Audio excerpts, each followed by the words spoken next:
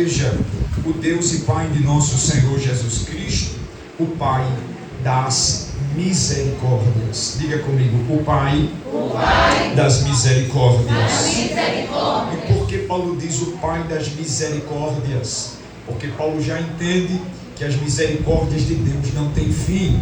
E o fato de elas não terem fim é justamente a premissa pela qual mantém a sua vida inviolável e a sua vida ajustada diante da vontade de Deus. E ele diz: eu dou graças ao Pai das misericórdias, porque com toda a sua consolação. E é interessante que ele menciona essas duas verdades, misericórdia e consolação, mas ao mesmo tempo atribui ou menciona que as nossas tribulações e as provações que nos sobrevêm fazem parte da nossa vida. Versículo 4, olha o porquê ele diz isso. Ele diz assim: que nos consola em toda a nossa tribulação, para que também possamos consolar os que estiverem em alguma tribulação. Paulo está dizendo que agora ele está compreendendo que o fato de Deus permitir circunstâncias adversas na vida dele não era para matá-lo nem para destruí-lo, mas prepará-lo para que em algum momento ele pudesse ser um instrumento de consolação na vida de outra pessoa, a fim de que quando alguém estivesse sofrendo as adversidades da vida, teria o respaldo físico e experimental do apóstolo Paulo, que Deus permaneceu fiel em todas as ocasiões. E ele mostra que esse é o propósito de Deus, nos preparar para que sejamos instrumentos também de consolação. Versículo 4 ainda ele diz: para que consolemos com o mesmo consolo que nós mesmos somos consolados de Deus.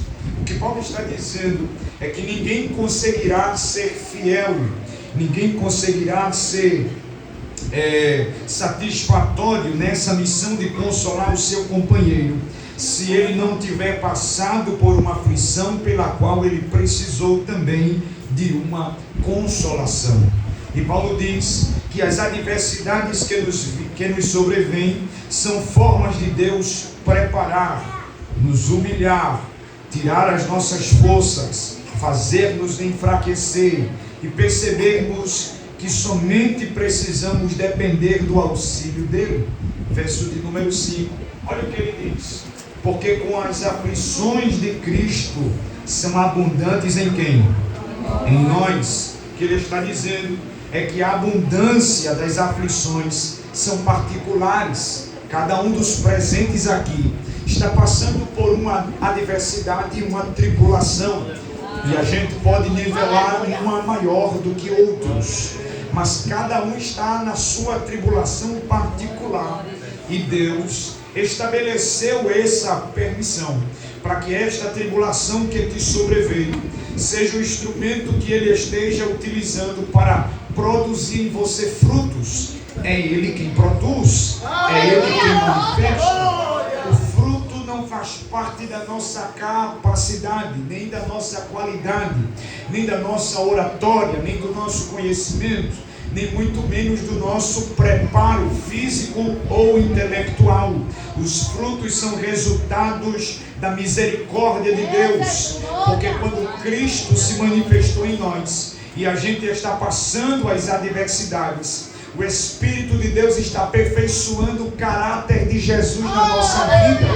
É por isso que alguém fala mal da gente e a gente não retribui na mesma moeda, não porque a gente é bonzinho, não porque somos capazes de segurar a nossa própria língua, mas porque já entendemos que o processo pelo qual estamos passando por Deus é o Espírito Santo que está nos travando, nos tirando as forças e nos submetendo ao senhorio e ao controle de Deus.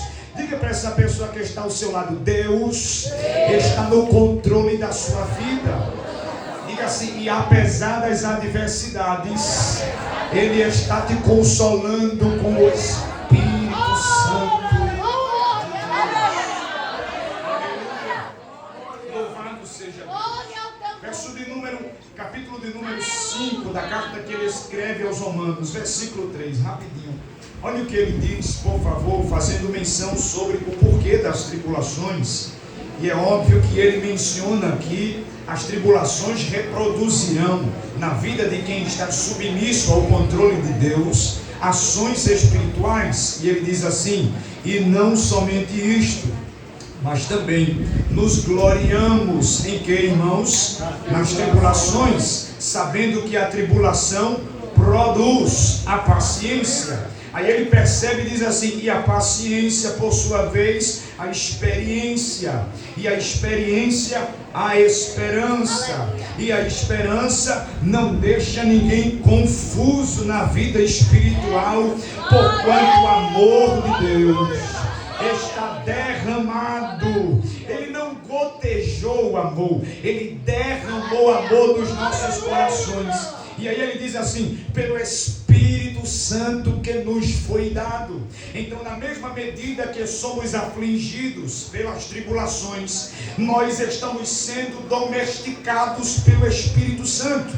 E este domesticado Espírito Santo, ele faz com maestria, tirando as nossas forças, tirando a nossa resistência, tirando o nosso orgulho, quebrando o nosso ego, subordinando o nosso eu à servidão.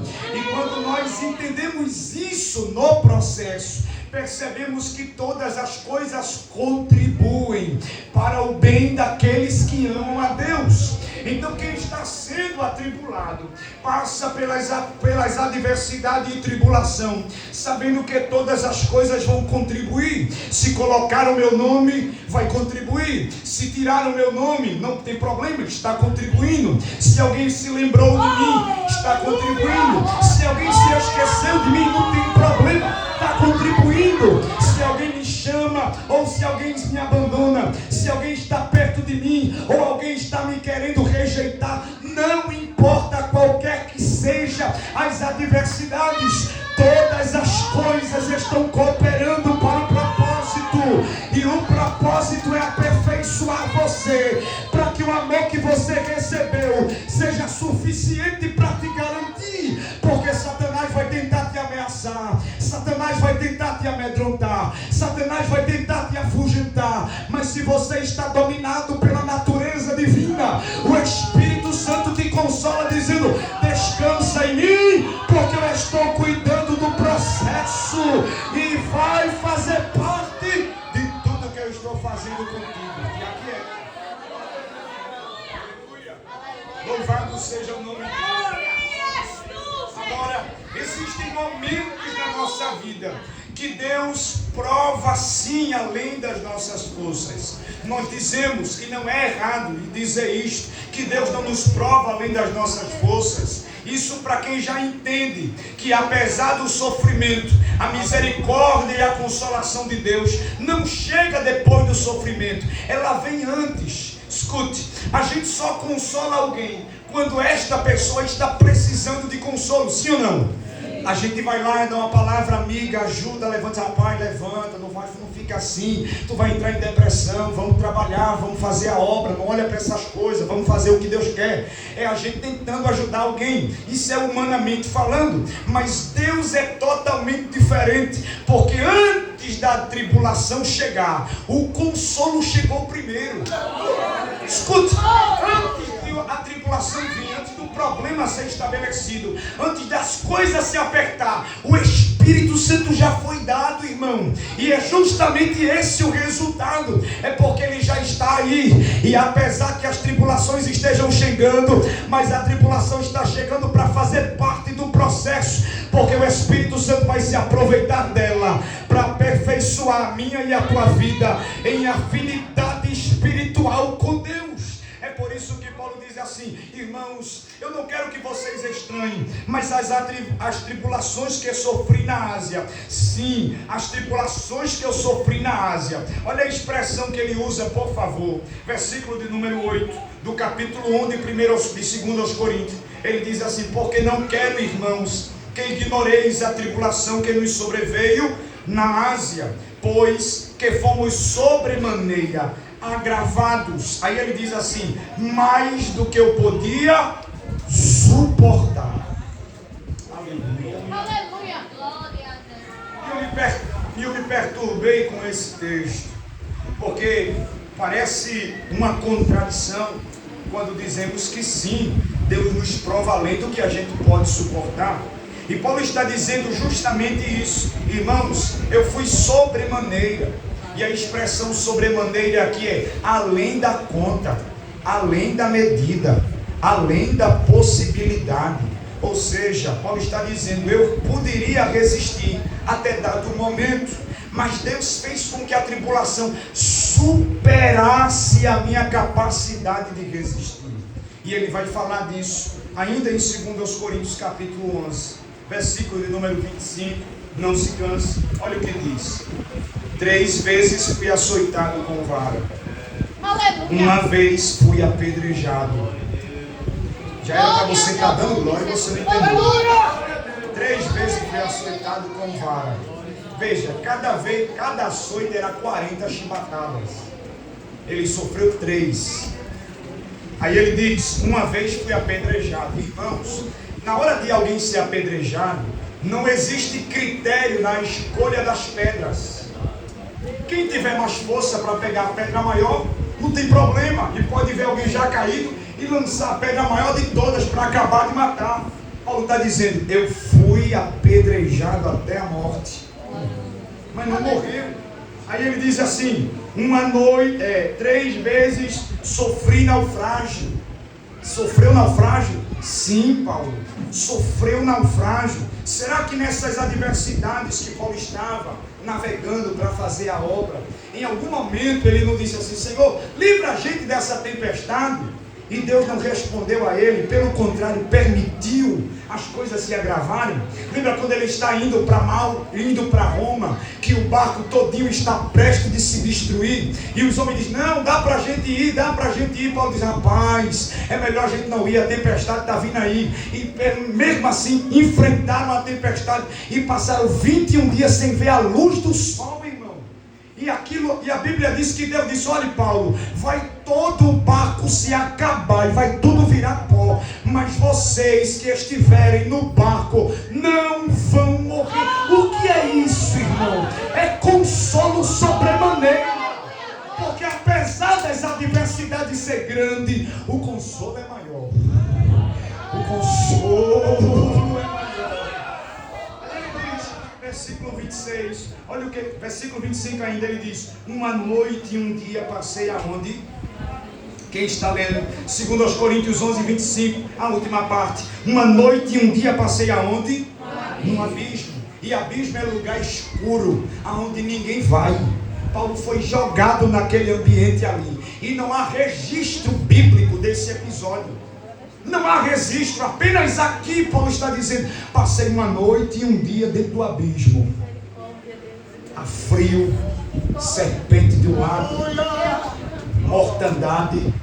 Será que Paulo não perguntou: Deus, por que isso? Aleluia, glória.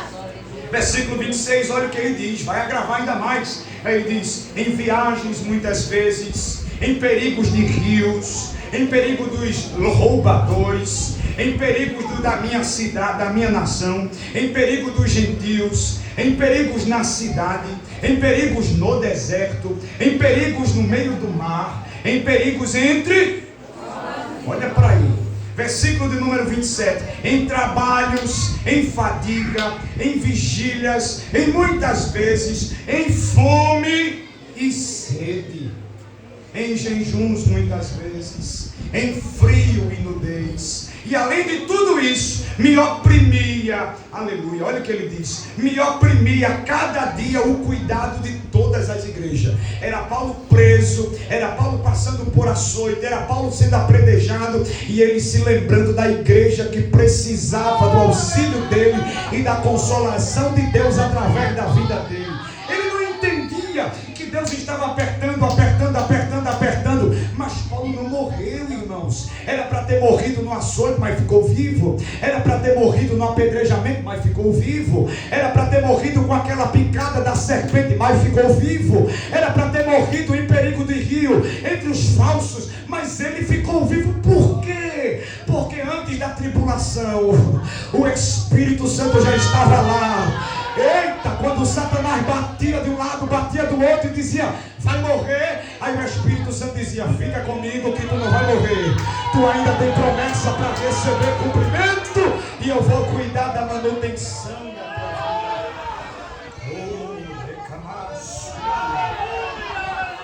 Deixa eu caminhar para encerrar por causa da hora. Capítulo 12. A Bíblia nos mostra que algo traz ao coração de Paulo o desejo ainda mais necessário de que Deus fizesse algo por ele urgente. Paulo está sofrendo e ele diz que por causa das revelações e visões que ele teve, um espinho na carne ele foi concedido, um mensageiro do diabo que esbofeteava ele. Eu não sei que espinho na carne é esse, mas era algo que enfraquecia Paulo, era algo que deixava ele incomodado. E eu imagino Paulo de uma hora para outra dizendo, Senhor, eu preparei um projeto aqui, Senhor, tão bonito, para esse ano agora eu preparar, para eu fazer o melhor para ti. Olha, eu quero te apresentar aqui, Senhor. Olha, no primeiro mês eu quero ir para a Ásia, no segundo mês eu quero descer para a Bitínia, no terceiro mês eu quero passar pela Galácia, pela Frígia e pela Antioquia e pela Panfilha. Eu quero fazer isso aqui, Senhor, eu quero supervisionar, eu quero fazer mais, mas o meu pedido é, tira o espinho que está na minha carne, porque eu não vou conseguir fazer isso enquanto esse espinho estiver aqui. E ele orou a primeira vez e Deus em silêncio, ele orou a segunda e Deus continuou em silêncio, ele orou a terceira e Deus quebrou o silêncio e disse, Paulo, eu não vou tirar o espinho, filho. Tu ainda não entendeu, Paulo? O que é, Senhor, que eu preciso entender? As tribulações estão te enfraquecendo. Está assim, Senhor, eu estou ficando fraco, eu estou ficando quase parando, mas quando tu te enfraqueces, tu entra na minha presença e busca a minha face, e enquanto tu estás na minha presença, o meu poder se aperfeiçoa em você, meu filho. Então eu não vou tirar o espinho, mas eu vou justificar o porquê. A minha graça te basta, a minha graça te é suficiente, o meu conselho vai ser soberano, vai ser superior. Então fica quieto e descansa na minha graça, porque nenhuma ferramenta vai prosperar, nenhuma adversidade ficará de pé, porque eu vou te dar vitória em todas elas, porque eu estou contigo.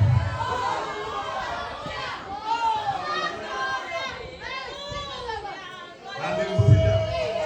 Louvado seja o nome de Jesus. E eu encerro, porque é justamente agora que Paulo escreve, aleluia, coisa linda, Romanos capítulo de número 8, é o cântico da vitória. E no cântico da vitória, Paulo vai manifestar que depois de entender este conhecimento, que as aflições que nos sobrevêm nos enfraquecem, mas quando estamos fracos, buscamos a presença dele, e o consolo de Deus, que é antes das adversidades, nos aperfeiçoa através da graça, misericórdia e o Espírito de Deus. Aí Paulo diz, então eu sou imbatível, porque o Espírito Santo está em mim, e se ele está em mim, e o amor dele foi derramado, aí ele vai dizer assim, quem intentará acusação contra os escolhidos de Deus? É Deus quem o justifica. E quem se levantará contra os escolhidos de Deus? Pois é Cristo quem morreu. Eu vou ler aqui, se tu sentir vontade da glória a Deus, tu dá glória à vontade aí, em nome de Jesus, já é o final. Aí ele diz assim, e quem tentará acusação contra esse escolhido de Deus? É Deus quem o justifica. Quem nos separará do amor de Cristo? Não tem condição de se separar, não tem tribulação. Eita glória, meu Deus. Pega na mão desse crente que está ao teu lado aí, ele está meio parado, não está entendendo nada, mas diga a ele assim, a tribulação não te separa do amor de Deus, porque o consolo é maior.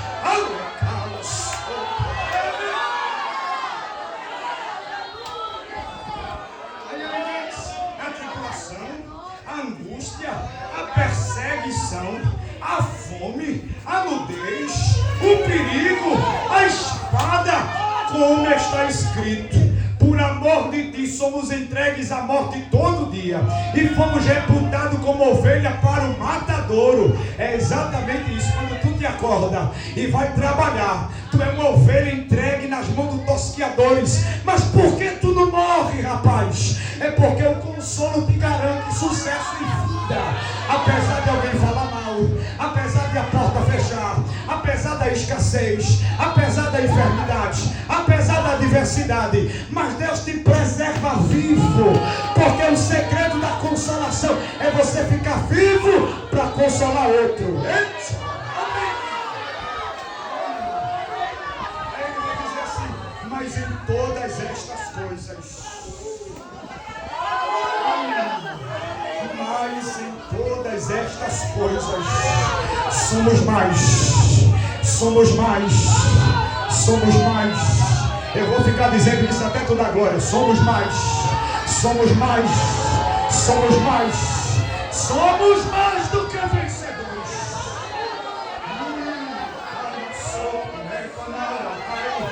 Aleluia, aleluia, aleluia, aleluia, aleluia, aleluia.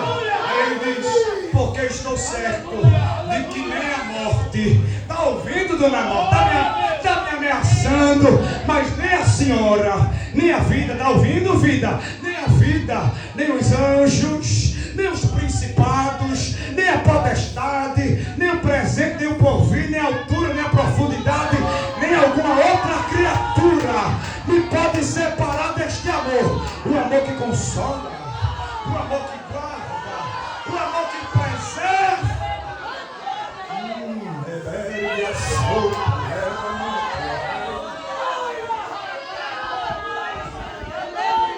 Permite a gente ficar de pé aqui esta noite.